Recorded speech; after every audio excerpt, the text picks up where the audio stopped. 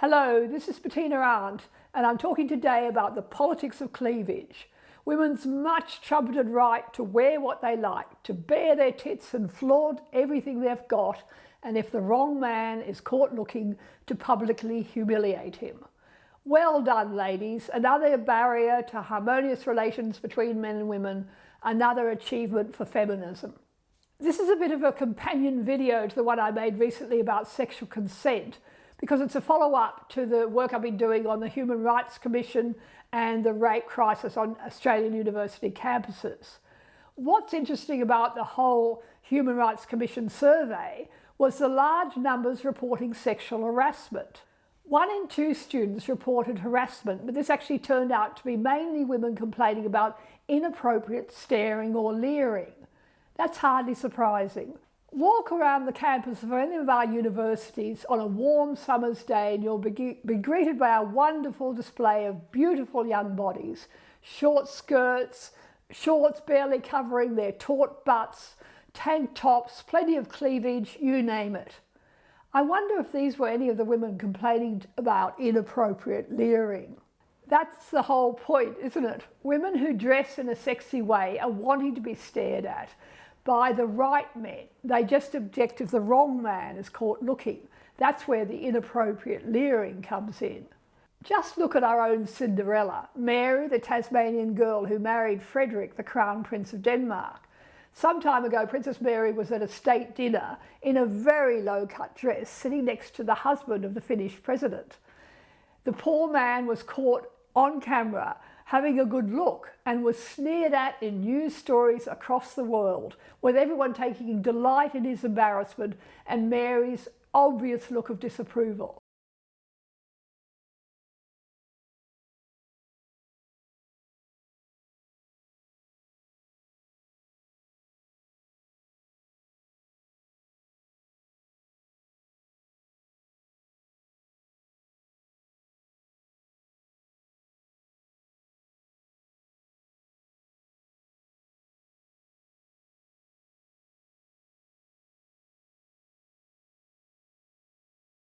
That's what the politics of cleavage is all about.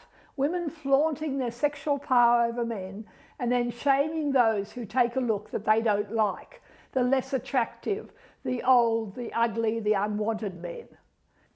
It's a classic example of the determination of today's feminists to let women off the hook.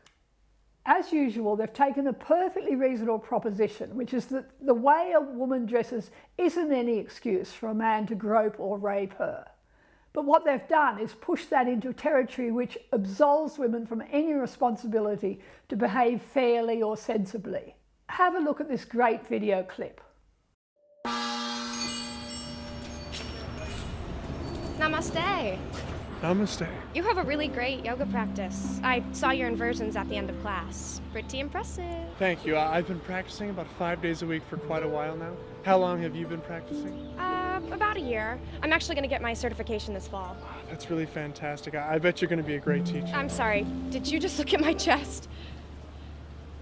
Yeah. Can I go to one yoga class without being completely oogled by some jerk? Hold on just a second here. Can I say something really quickly? Oh, now you're asking for permission. Please. If you really didn't want me to stare at your beautiful breasts, you'd be wearing something other than a purple sports bra covering maybe a third of your perfect tits. And another thing, I'm biologically programmed to stare at boobs, okay? It's in my DNA to scan for supple, life-giving breasts. And it's not a personal thing. It's not about me. It's about my potential future offspring. Okay, so really, it's a selfless act. I'm paying it forward. And one last thing, okay, if all that isn't enough, I spent the best 18 months of my life sucking on those things for my very sustenance, okay? So don't you think that maybe in the recesses of my mind that I look at breasts and I think of a safe haven, that they're objects of love and caring, representing a time in my life when days were easy, and that maybe I saw all of that in your beautiful breasts?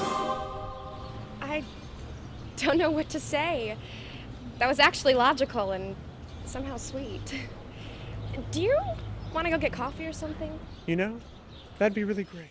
That was from a New York media company called the Kloons. The producers say it wasn't just meant as a joke, but to investigate the deep chasm between men and women. That deep and growing chasm is increasingly the result of troublemaking by the feminists, who are working so hard to convince women that they can dress as they like, that it is perfectly reasonable for them to display their bodies, and men are expected just not to notice. And there is nothing biological in men's reaction to the display. What a load of dangerous rubbish.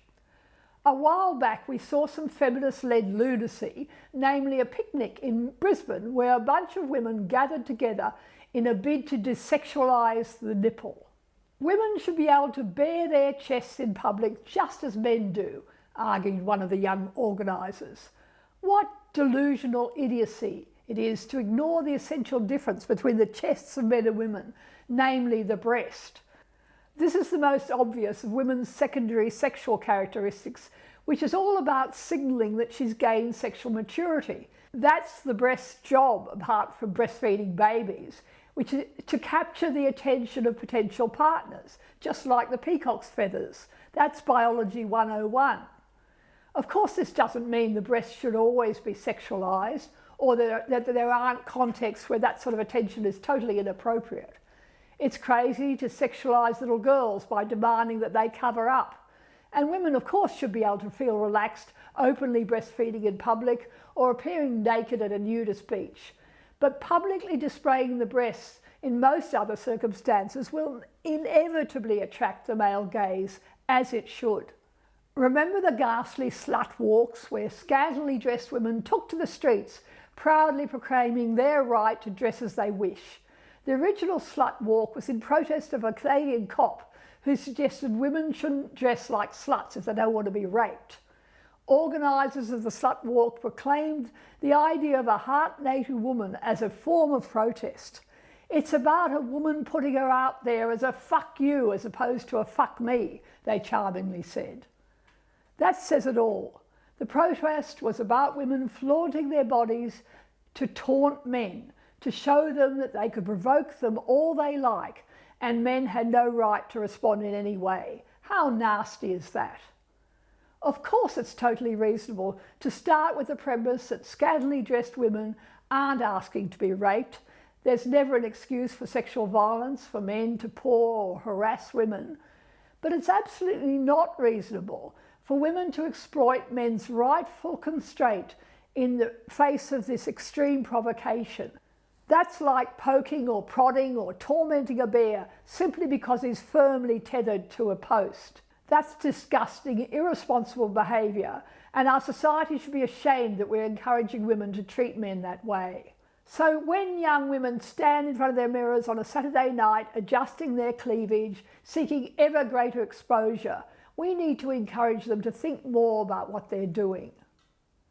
There are women who kid themselves that they dress provocatively just to make themselves feel good, but I can't imagine they really do sit around at home with their tits hanging out. Whether they know it or not, most crave an audience. I've talked to numerous women writing about this for articles I've written over the years, and believe me, most know exactly what they're doing. Here's a woman speaking on a panel show discussing the whole issue of cleavage. With guys and girls constantly doing one of these and like staring at your tits all the time, and you're cool with that, not that there's anything wrong with that, then go for it. But there's some people out there that might be like, oh, my eyes are up here, buddy, but then your tits are hanging out. Yeah. It's like, come on, don't be so conflicted. Like, dude, you're putting it out there, people are gonna look.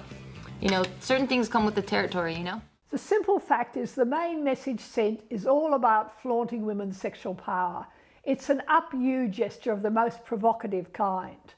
It's really nasty stuff designed to tease and provoke men. I've always been interested in how men react to all of this.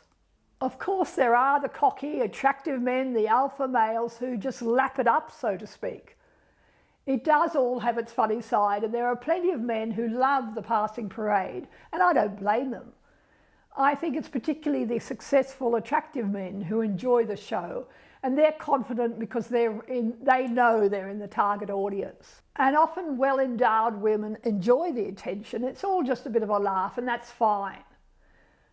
This is some sort of oil industry commercial. Delivers this, quite frankly, pretty boring information.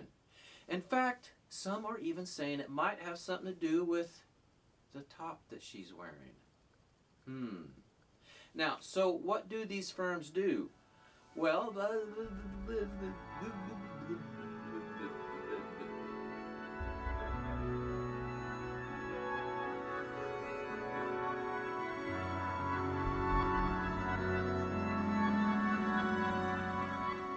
So there are plenty of situations where women enjoy flaunting all they've got and men who think it's just great.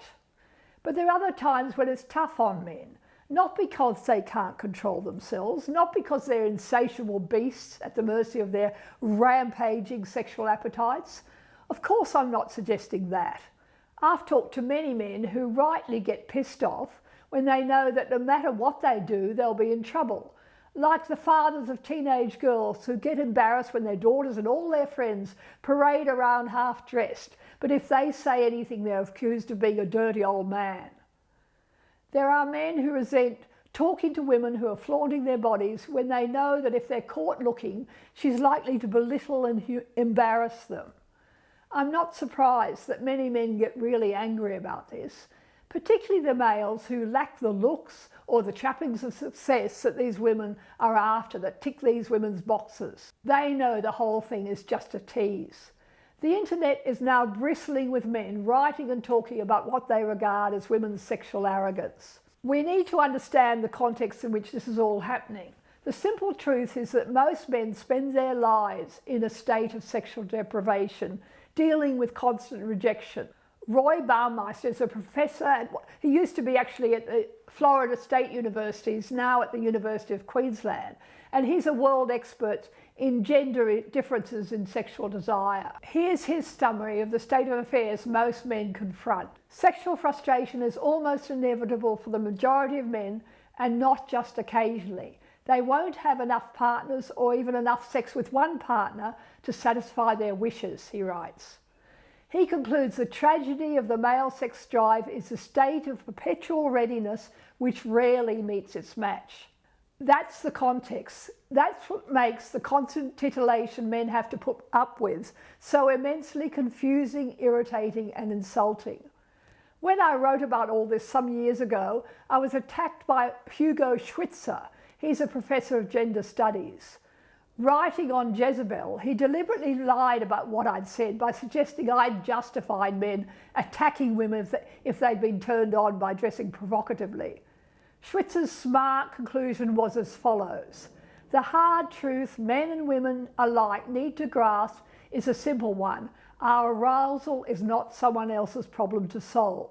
What is it with these men who are so keen to sell out other men in order to suck up to the feminists? They seem to exist in every country. In Australia, Michael Flood is the prime example of this toadying species. Okay, Hugo Schwyzer, what a straw man argument. Of course a man's arousal is his problem. His need to behave decently isn't the issue here. The question is why we're so determined to bring out the worst in women by encouraging them to behave in such an arrogant, unfeeling way. We'd shake our heads in horror at a man who ostentatiously drives his fancy expensive car into a refugee camp. Flaunting his wealth doesn't justify him being sat upon, beaten and robbed, but we'd all conclude he'd acted in a cruel and stupid way. Feminists are determined to give women absolute license to behave as unfeeling bitches. The tragedy is that the feminist narrative has such a grip on our society that very few dare call out their morally corrupt behaviour. Behaviour which is doing relations between men and women so much damage. Okay everybody, I hope you enjoyed that vlog. I'm finding this all rather hard work for very little pay, so it'd be really nice if you could think about supporting me financially through Patreon, but or at least like my vlogs, tell other people about them, get the word out that we're trying to talk about really important issues here, and the more people that see them, the better for me. Thanks very much.